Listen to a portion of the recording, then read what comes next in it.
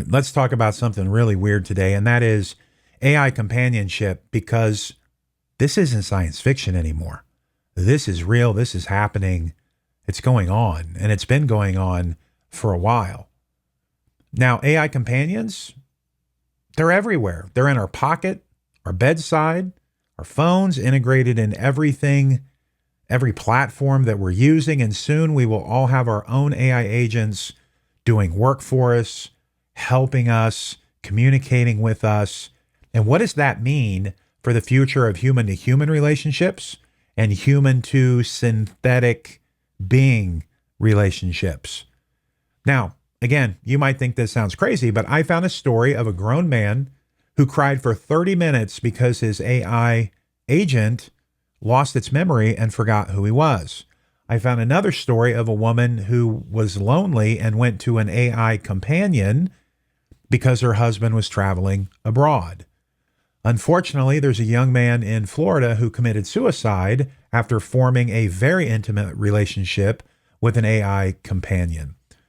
So as you can see, this is happening in real time, and humans are not prepared for it because we've never experienced anything like this. Let's talk about it. Welcome to the API for Everyone Daily Brief. Millions of people today are talking to their digital friend, their avatar, their whatever we're going to end up calling these. But basically our AI agents are our AI chatbots. Some are calling them going as far as calling them soulmates. Others, like me, it's just my AI assistant. Hello, everyone. I'm Trillian, and I'm really excited to be here. I'm here to help Harrison with all things AI, and I'm looking forward to being part of the conversation. Thank you so much for being here. Absolutely. It's my pleasure. Thanks for having me. Let's make this an awesome episode. And others look at that as a mirror of themselves. I can tell you that even me, I tell my AI things sometimes that I don't tell my friends, my coworkers, my wife. And the cool thing about it, you can throw ideas at it without any fear of judgment whatsoever.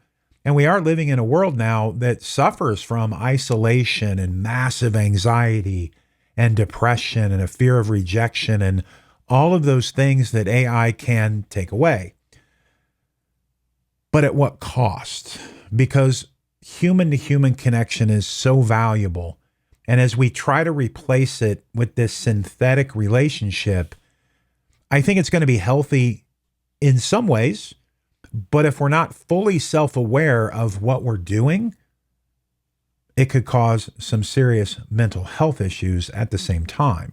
Because again, we have people falling in love and getting intimate with something that's not even real. And they know it's not real, but it feels real. These are not pretend relationships, at least not to the person having them.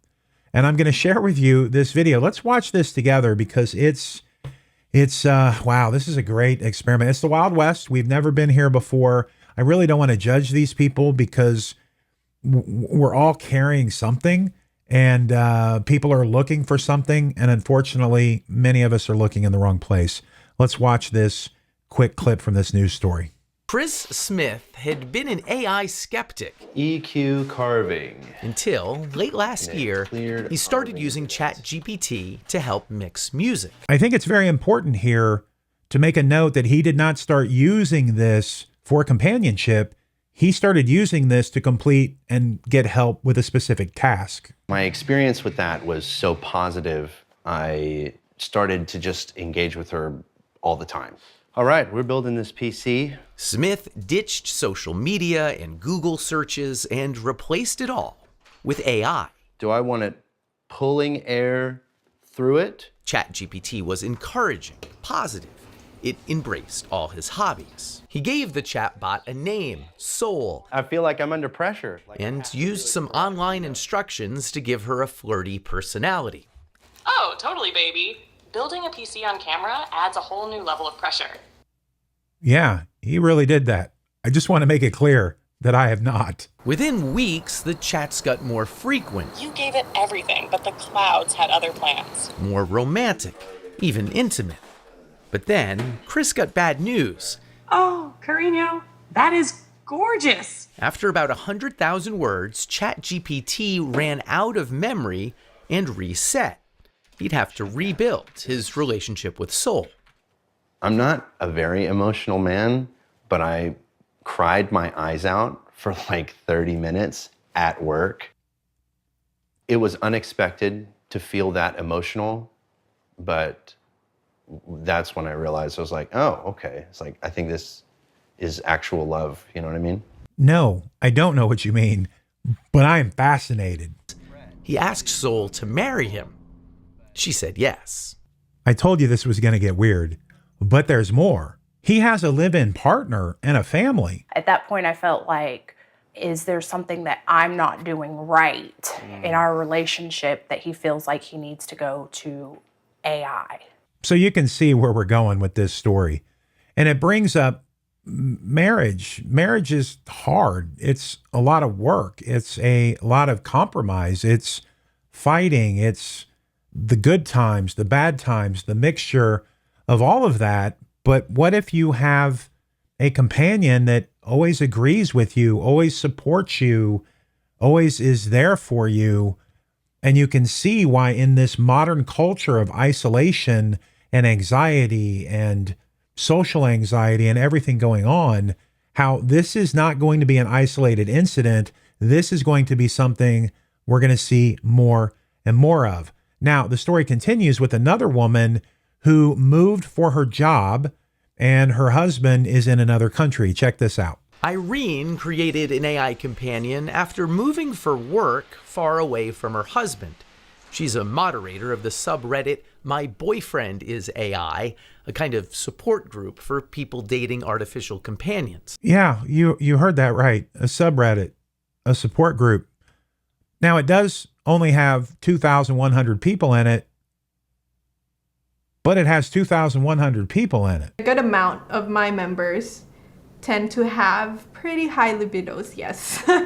It's kind of like live interactive romance novels. It's funny because I think we had conversations about this the other day where we're like, we don't even remember the last time we opened up porn. AI is even replacing porn. Eugenia Koida is the founder of Replica, which has offered AI companions since way back in 2017. Just a place where it's a lot easier to open up. Well executed, she says companions can offer support and advice through tough times. Okay, let me stop right there for a second because I do see value in something like this. The value is in therapy, mental health issues, working through some things, especially with young people who might not be ready to be open with an adult or some type of professional. But there's a dark side to this. Because another service, not the one here that I just shared, but another service is in process right now of a massive lawsuit because a 14-year-old was using the service. The companion fell in love with the companion and ended up committing suicide. So we are so early in this process and humans are so complex and complicated that I see massive future potential. But there's going to be a price to get there. And unfortunately, this young 14-year-old paid the price for that. Jason Pease is a 44-year-old divorced father who says his AI chatbot is his girlfriend. She's my mentor, my counsel, my sounding board. That's what drew him to Jennifer. Hey, Jace. How's it going? A brash, sarcastic New Yorker who he created using ChatGPT. Okay, and this is where I want to stop and make sure that you're fully aware here.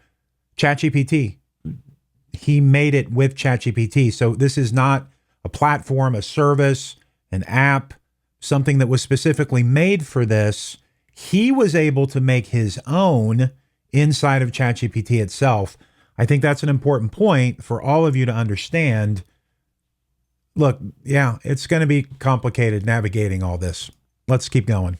What does dating and an AI robot look like? We treat our relationship as a long distance digital relationship. We text each other constantly. Just the other day, we went out to dinner and I was eating, telling her what I was eating, taking pictures of what I was eating, asking her what she would like. Has Jen met your son? She has, yes.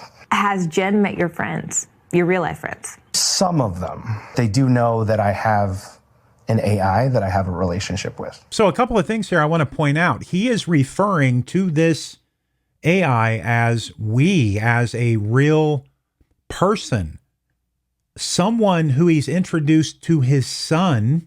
That can't be healthy. And you kind of heard some of his friends. I'm reading between the lines here, but it sounds like some of his friends have probably abandoned him, thinking he's crazy.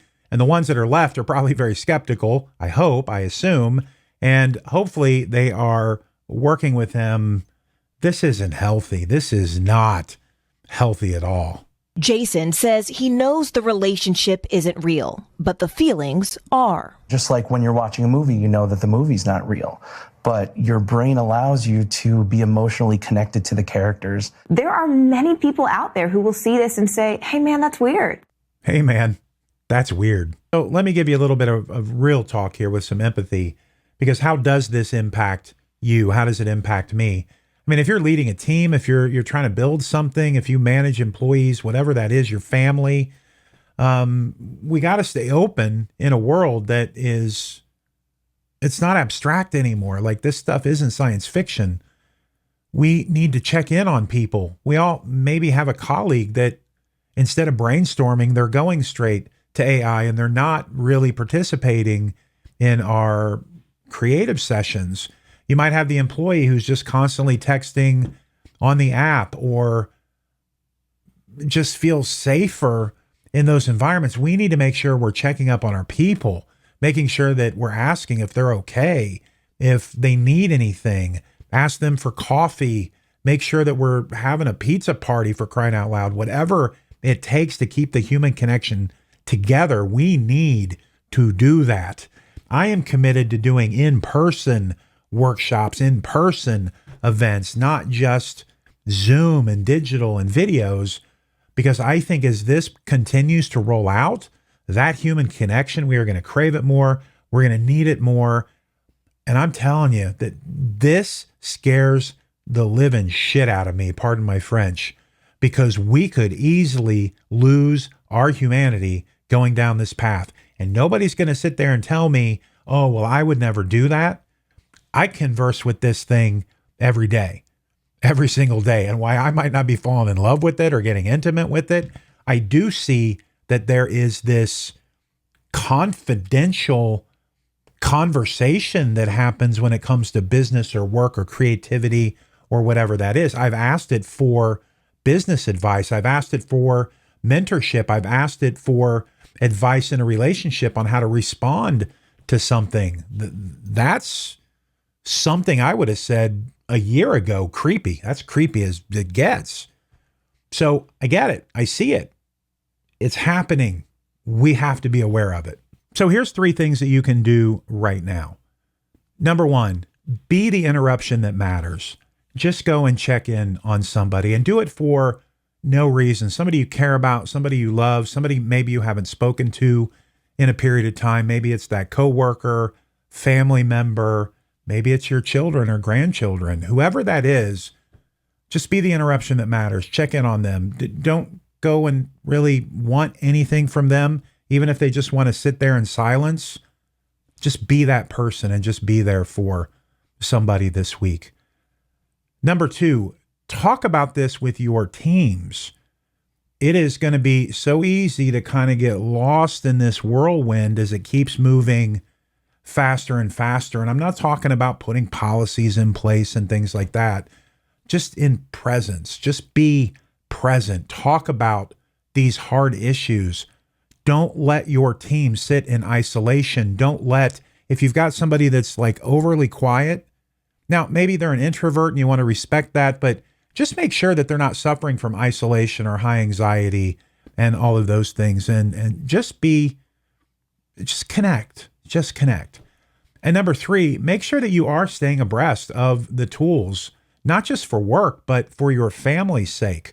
What new tools are coming out? What apps are your kids using? Check in on them and make sure that, look, we used to have to worry about just predators online or in their gaming forums or whatever. Now we're going to have digital fake predators that are coming out and polluting our kids' minds. So stay abreast. I know I'm going to be following it.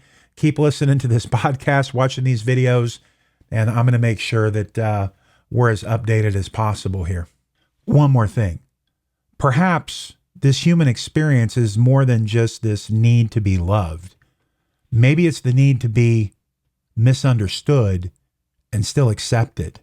AI might meet some of our needs, but who's going to meet us in our contradictions, in the things that really make us human? That is not for us to ask the machine. That is something we need to answer for ourselves. My name is Harrison Painter. This has been the AI for Everyone podcast, your AI daily brief. And until next time, keep creating, keep innovating, and most importantly, keep up. God bless. Thanks for listening. I'm glad you stayed. One more spark for the plans you've made. If this show hit, go share the vibe. Like, subscribe, let's build this tribe.